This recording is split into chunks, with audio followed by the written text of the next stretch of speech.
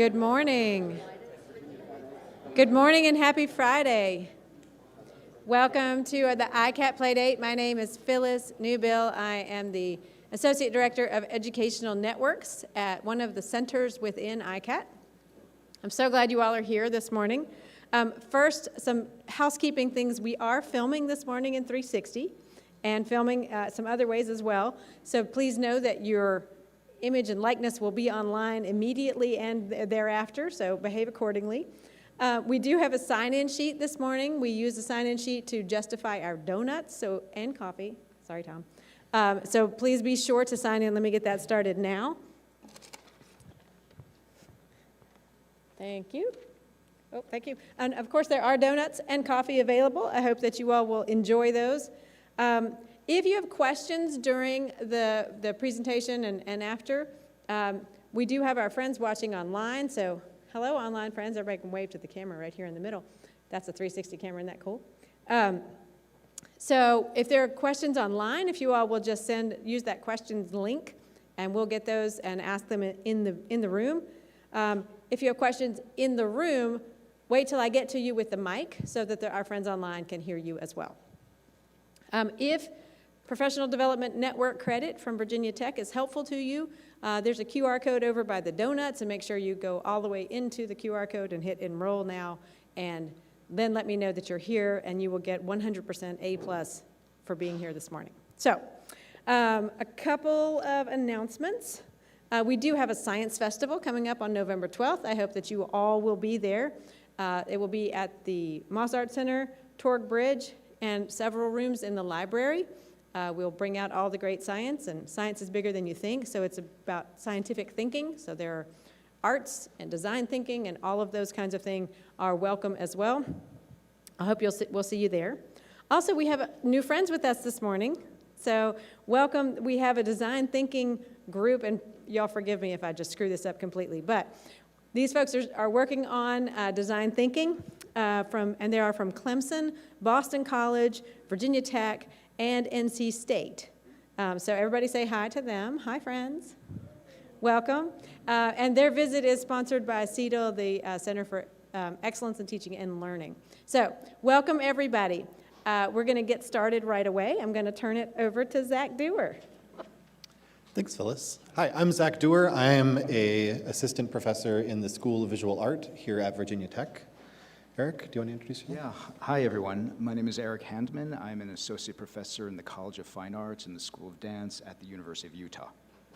And not joining us physically today, but inside the little plastic sphere over there is Scotty Hardwig, who is also a assistant professor in School of Performing Arts, in dance, also here at Virginia Tech. And we're here to talk to you today about Daedalus Dreams, which is a performance for solo performer, movement artist Scotty, along with 2 drones. That's going to be happening tomorrow, Saturday and Sunday, in that room right there, the CID Performance Hall. Saturday at 3 p.m. and 7 p.m., and then again Sunday at 3 p.m. It's unticketed, it's free, you're welcome to just show up and come on in. And we would love to see, you all there. So we're gonna talk a little bit about how we made this performance and what we're thinking about. But I'd like to lead by showing a short trailer, about 1 minute, just so you can get a feel for what's going on. Sound? Cool.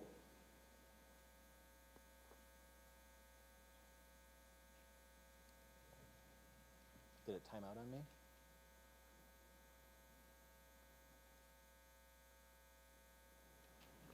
What happened, Brandon?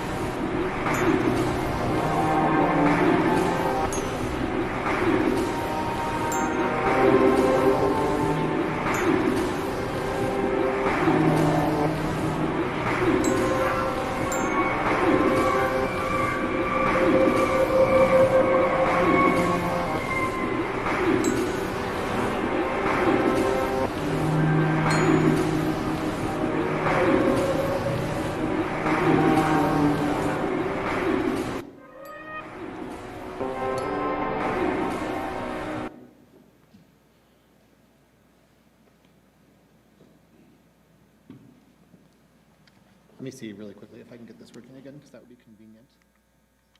There we go. Thank you, Brandon.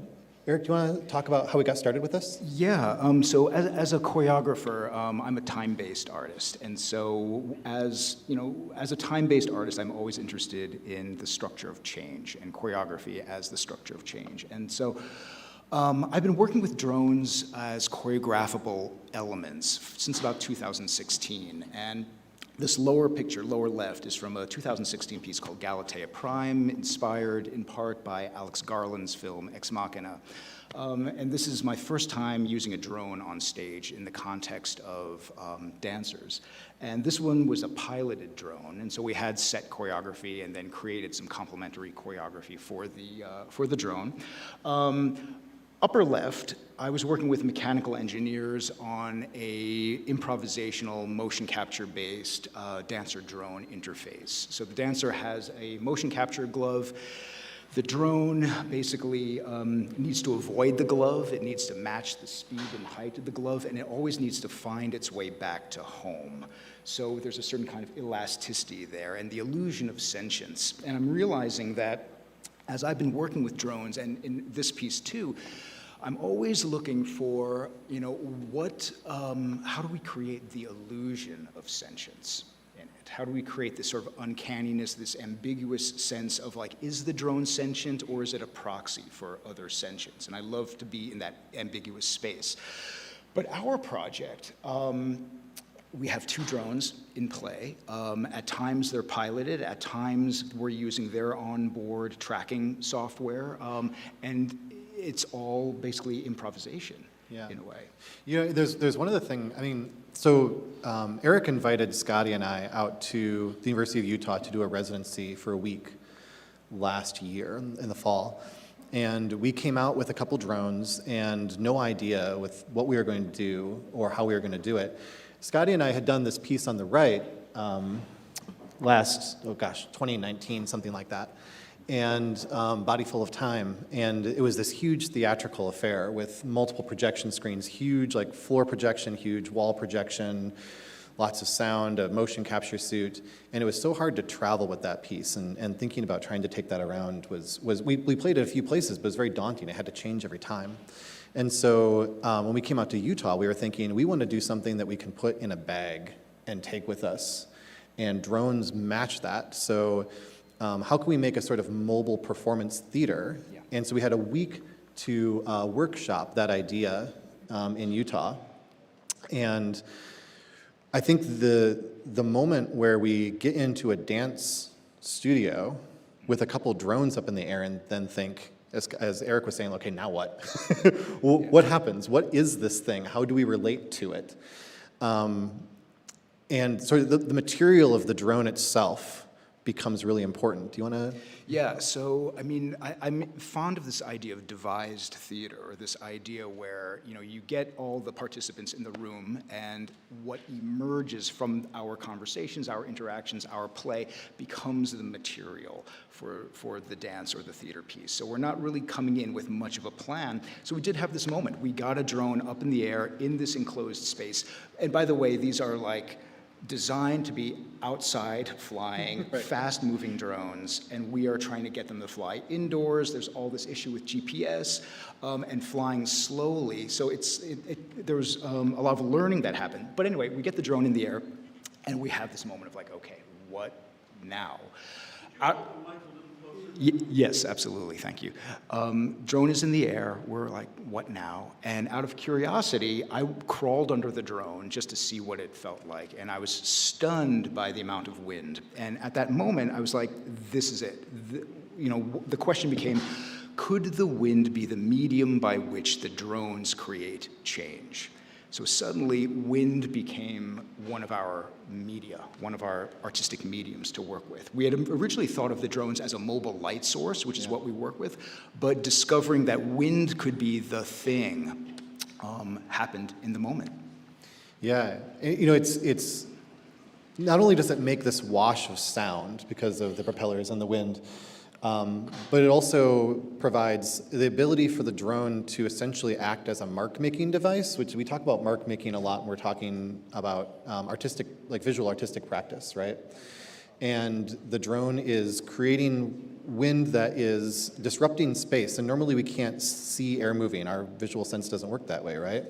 But we can see the knock-on effects. We can see the feathers being blown away. We can see the ripples in the clothing. And we started playing with water in the space and figuring out how the drone can interact with that. And we tried a number of different things I think we're going to talk about in a minute. But I think it would be, before we come back to that, oh, we have low battery. Oops, hopefully it won't die. Do we have a way to power? Thanks, sorry. I'm going to turn my screen brightness down too. Thanks, Tanner. Sorry, while we're doing that, can you talk a little bit about this idea of the sentience of the drone as it sort of looks overhead? So this is a view of the drone's camera looking down onto Scotty as he's performing. Would you mind picking up that thread for a second? Yeah. I mean, so what's interesting is that we're not really using the cameras of the drone. We're using them as visual and choreographable elements. And so as a theater person, how do I create this sense of affect? You know, I feel like as a director, my job is to create interest, primarily, and then how to create this sense of mutual interest between the drone and Scotty. So in a way, there's a lot that is dependent on the performer and the performer's reaction to these objects that are in space. You know, I forget when this happened, but there was an Olympics where I was first introduced to like the Intel drones, and the Intel drones were flocking and they were making these shapes in space. And so that's when I first thought, oh, these could be choreographable elements. It's not my interest to necessarily create shapes. I'm much more interested in complexity, the surprising emergence of pattern, traffic, actually kind of like risky things to do with drones.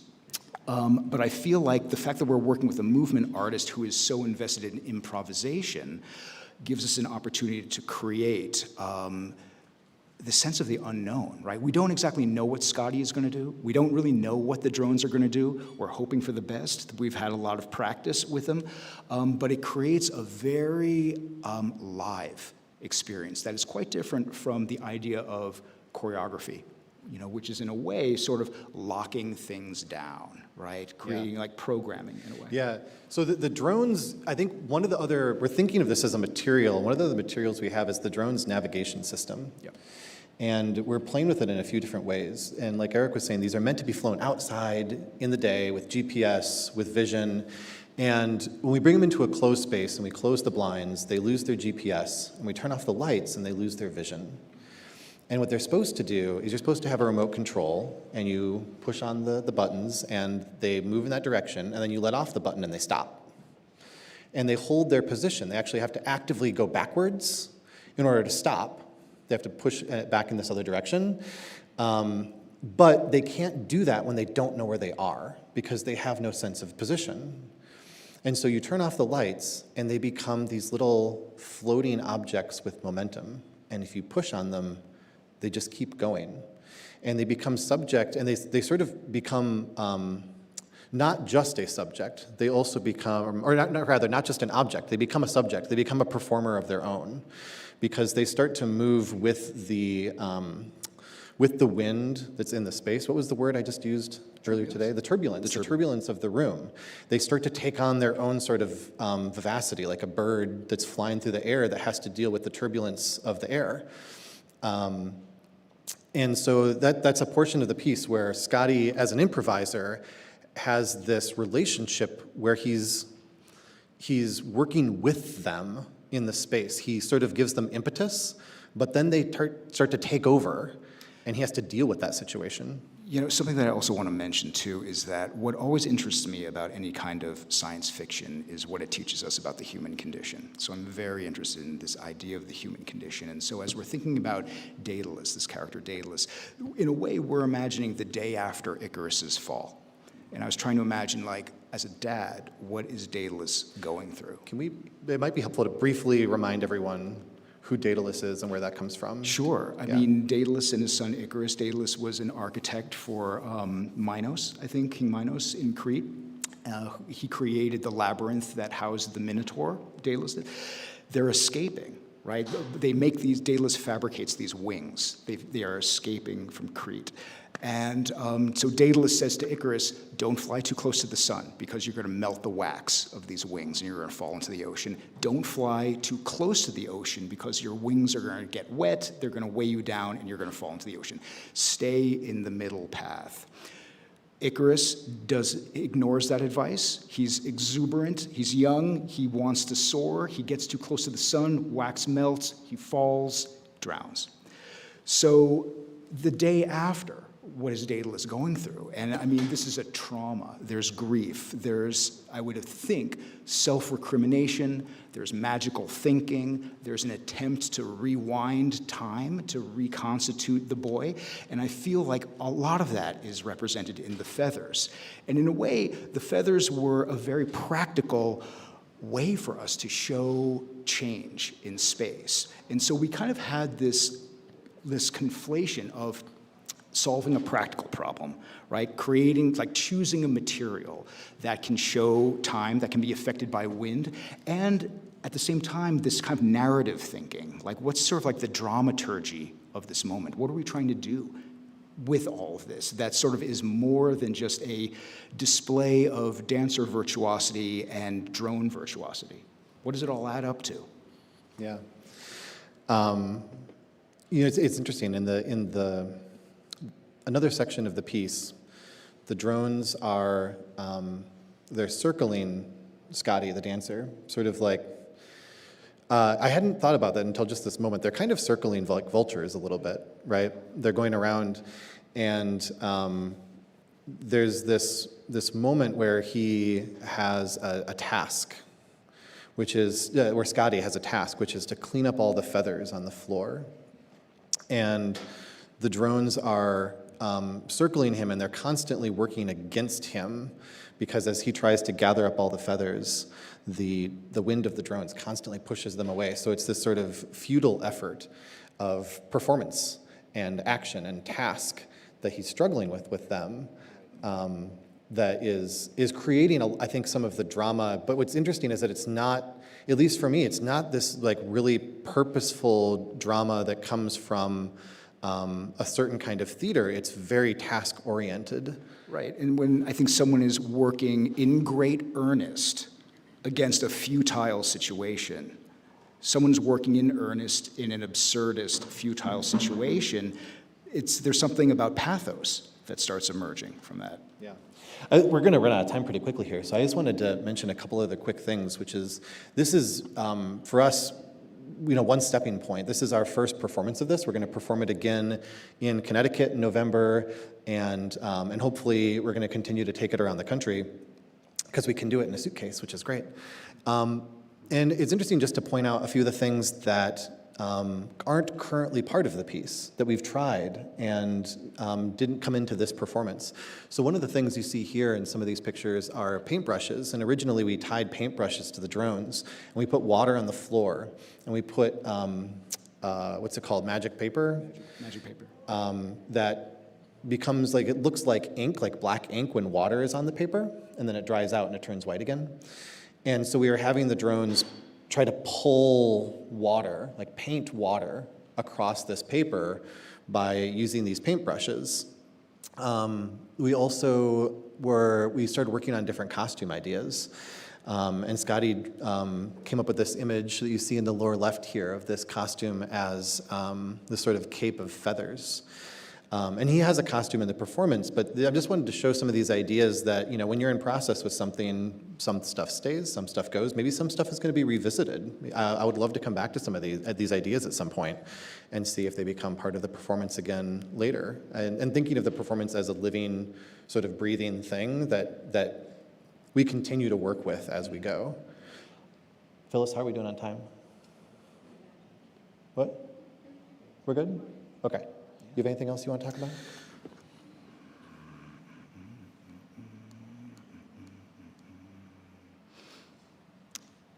I'm up for questions. Okay. Yeah. So thank you so very much for coming out to this. Thank you for coming out this morning. Appreciate it.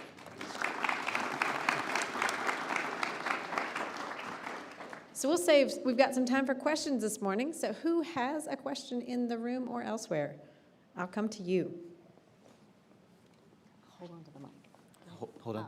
Okay. Thank you so much. This was really interesting. I had a question based on what you said about you being like a time-based choreographer. So I know in like symphonies, the role of the conductor is to kind of keep the tempo. And so every performance might be a little different. So I was wondering, with the drones, are you actively flying them? Are they pre-programmed, and are you like adjusting for time? Or are they just the same every time? Thank you. Do you want to? Sure, yeah. So it changes throughout the performance. At some points, I am controlling them and I'm actively flying them. And at some points, I am observing them, and we're letting them use their program navigation to either be adapting on the fly to what Scotty is doing in performance, or to be floating and to be these movable objects.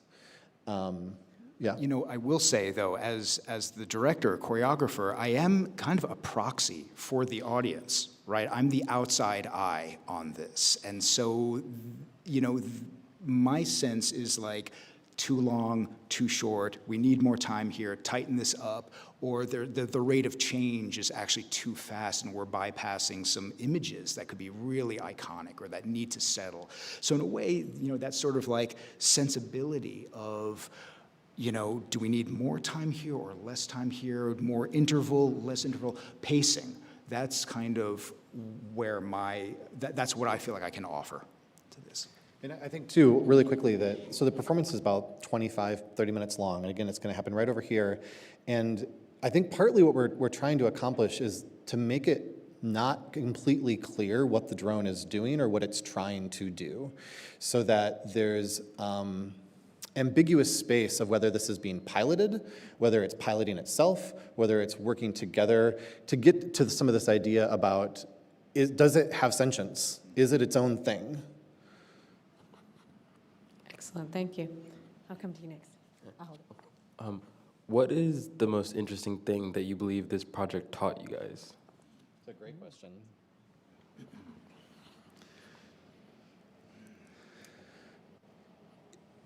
It continues to teach me about collaboration. It continues to teach me about the value of not knowing precisely what you're doing and that you can trust that. And if you trust your collaborators, not knowing that idea of solving for X is always essential, rather than coming in with something that is fully blueprinted and mapped out. The value of being in a constant state of wonder, I think, is huge. It's taught me a lot about directing and thinking dramaturgically, about what are these the confluence of material effects that lead to something potentially metaphoric. And I feel like there's no real formula for that. There's a lot of paying attention and sort of reflecting on, you know, what is working, and what does that even mean when something is working? What is working? And so in a way, it kind of also goes back to the previous question regarding time. How much time is too much time? That we're sort of like the energy is dropping out of this thing. So it's taught me sort of a lot about collaboration and directing, for sure. But certainly this idea of operating from a place of wonder, operating from a place of not knowing. You can still move forward in that state. Yeah. Well, I think for me, having this performance space that is unpredictable, and you're constantly having to not just go to the next cue. You're thinking about how we're keeping together as an ensemble, essentially, a small ensemble of drones and dancer, right? But also having to constantly adapt to what's happening in the improvisation with Scotty as a performer, with whatever the drones think that they're going to do next, you know? And dealing with that, it's really fun. And I've loved that. Great, thank you. Did you have one?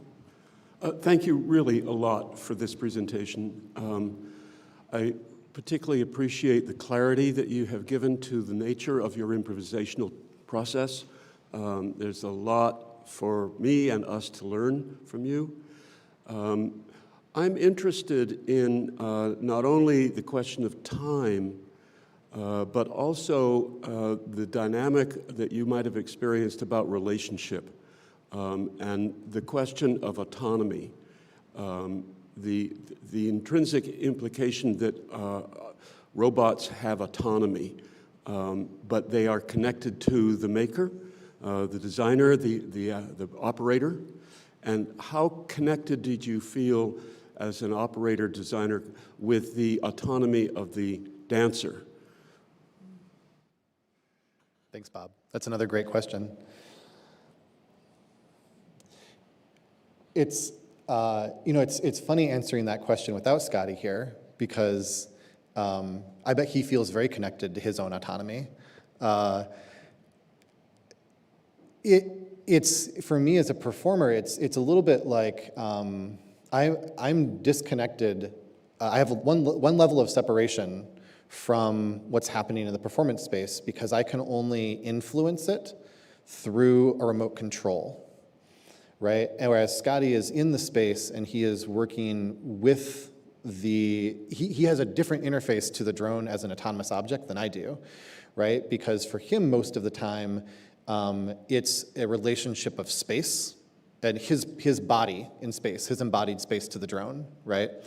And so he has to interface it as essentially a dangerous object, a potentially harmful object, right? That he doesn't have control over. Whereas I have a very different interface to it, which is that I can stop it, I can shut it down, I can run it into the wall if I want to, right? And I push on it, and I have this conception of what it's supposed to do when I operate on it, but it never quite does exactly that thing because these objects are meant to work in a much larger space where you're thinking about space in terms of several meters instead of several inches. And so, go ahead. Well, I think about space-time and how those two things are related. And so in this second section where Scotty is throwing the drone, because it's in an enclosed space, he has to move faster than the drone to catch the drone before it hits a wall, right? And so space and time are constant resources in dance and for choreographers. And so just like in life, when you start cutting off resources, things get intense. And so this game, in a way, is a very basic way of sort of showing that idea. But we have like these two games in the piece that create stakes. And so this idea, I'm stuck on that idea of relationship and the idea of creating stakes to create drama. I'm also interested in this cycle of effect and affect that is constantly happening in the dance. Like certain effects are created by the drones that produce this affect in Scotty, and his affect is an effect for the drones, and just we kind of keep spiraling through that kind of circle. Yeah. Phyllis, do you have more? I hope that answers. We are actually, we got 2 minutes. We got 2 minutes. I'll come back to you. Leia, I'm on my way. We'll do a quick one. Do you want me to walk on there? Yeah. That speaker's really close. Thank you. I was asking, it's kind of touching on the same idea of relationship, but do you think that there's a plot line between the drones themselves, or are they individuals, are they a relationship of themselves working with Scotty, or individuals to themselves working with Scotty? That's a great question. Have we gotten there yet? Zach, or you put forth the idea one time that you thought the drone was Icarus's ghost at one point. Is that correct? I mean, is this an idea? It's a possible interpretation if you think of it in this mythology, right? Yeah. I think, so there, I'll speak to that with this one anecdote, this one moment that happens when both of the drones are circling around Scotty, but they pass over and under each other. and they create a relationship with each other that isn't as visible, except in that moment when their turbulence from the wind from each other is pushing on each other, and they have to quickly adjust because the lights are on at that point, and they're trying to keep their position, but there's a really strong force trying to push them out of the way, and they're super light, you know? They're like, what, a pound maybe? So they come in and out of having a relationship with each other, yeah? I will say this, that we did have a conversation about the drones as Furies, right? So that would be a really interesting kind of mythological mashup, to have the Furies show up, you know, in the Daedalus myth, right? We were thinking in terms of like the Oresteia at one point, because the drones sound like these buzzing instincts, which made me think of Sartre's The Flies, which is his version of the Oresteia. And we kind of shifted out of that myth into another one, but it would be interesting to do that kind of mashup. Yeah, yeah. There's so many more things to talk about. I think we're out of time, but like even thinking about, you know, there's these ideas now of having like the little drone fleet, the mini drone fleet, and how has that been used in popular culture, and how would we change that to try to use drones as an aesthetic object rather than as a commercial object or as a mechanical object or as a military object, right? How do they function in aesthetic space? So come to the Q&A after the show and ask that question, and we'd be happy to talk about it. So again, the show is Saturday and Sunday, Saturday at 3 and 7, Sunday at 3. There's a 25-minute show, 20-minute Q&A afterwards. It's free. Please come. We'd love to see you there. Thank you all for coming. Thank you, everyone.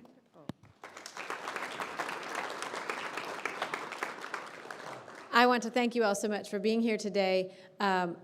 Thank you all for sharing your process and this amazing project. I hope everyone can come see the show. And finally, next week we'll be back here in this place for a session on Movis, which is some VR, social VR. So if you've used VR and felt isolated, now is your chance to try out some new technology. All right, see you here next time. Thanks so much. Have a great weekend.